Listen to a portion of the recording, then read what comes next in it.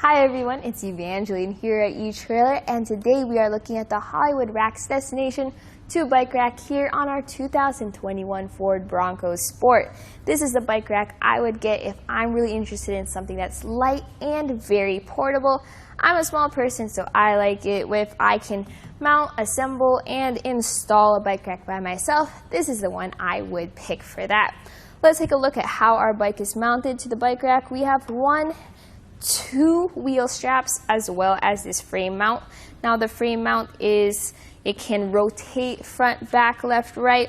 It has a 360-degree rotation, as you can see here, up and down.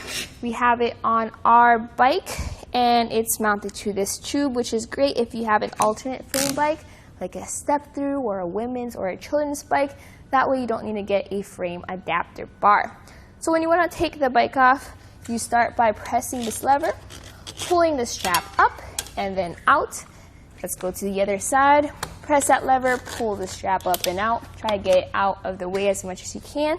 Just nice because then you can rotate it all the way. Then come over here to the frame mount.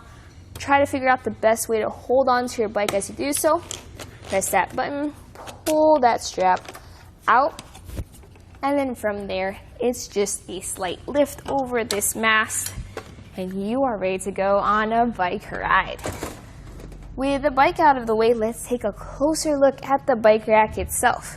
So we have these cradles here on each end, and these can accommodate tire widths of up to 3 inches. You have this wheel strap with this rubber cushion. That way it holds onto your wheel and it doesn't scuff or scratch it as it ratchets down to secure that wheel. When you are driving around without a bike, I highly recommend putting these straps in and securing them. That way they're not flopping around as you drive around.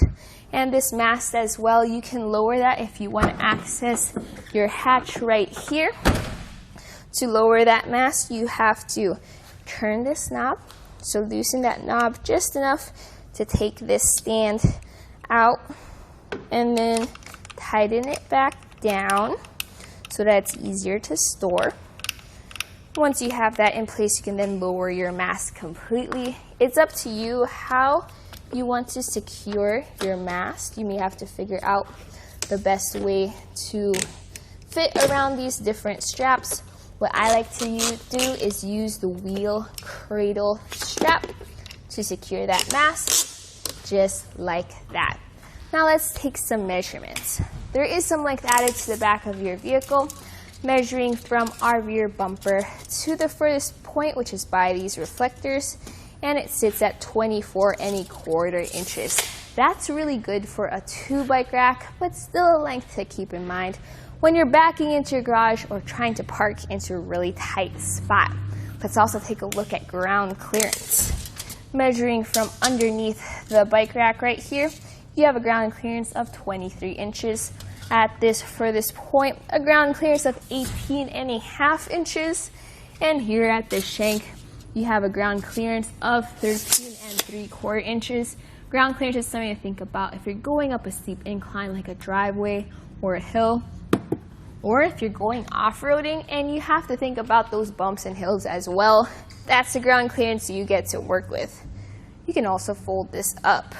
To do so, pull this clip at the center, right there, and then rotate this knob, just like that. You're gonna have to rotate it all the way until it comes out of that shank. There you go. Lift this up, and then use that exact same knob to secure it into place. To get that in there, and then tighten it down. So it's a little bit of a process you may have to get used to, but once you do, it really isn't that hard. All right, once you have it fully tightened down, it does take a minute. You can then secure it with this clip right here. Okay, now let's take some measurements. So the length added to the back of our vehicle, measuring from that bumper, and the furthest point is now at the edge of the bike rack. It is now 13 inches. Big difference. You definitely want it in this position when you are driving around town. Now for closest point, it's going to be from the bumper to kind of where you would put that mast. The cradle sticks out just a little bit, and you have about 4 inches of space between your bike rack and your vehicle, so no worries about contact between the two. Let's talk about how this fits into your hitch. So this fits into an 1.25 inch or 2-inch hitches because it does have a sleeve, which is what we are using. It comes with an anti-rattle bolt as well as a lock.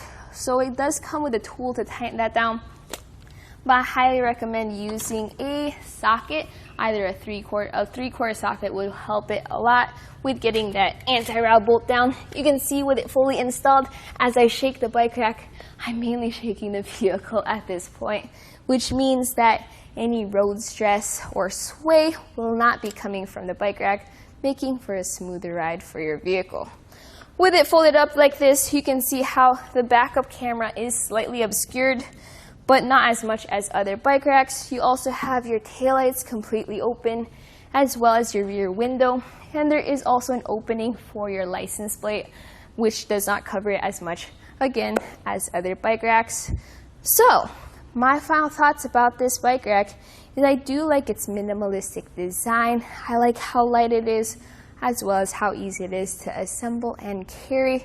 Yes, it has a 35-pound weight capacity, but if you're just carrying an average bike, it's perfectly fine for that. So that was a look at the Hollywood Racks Destination 2 bike rack here on our 2021 Ford Bronco Sport.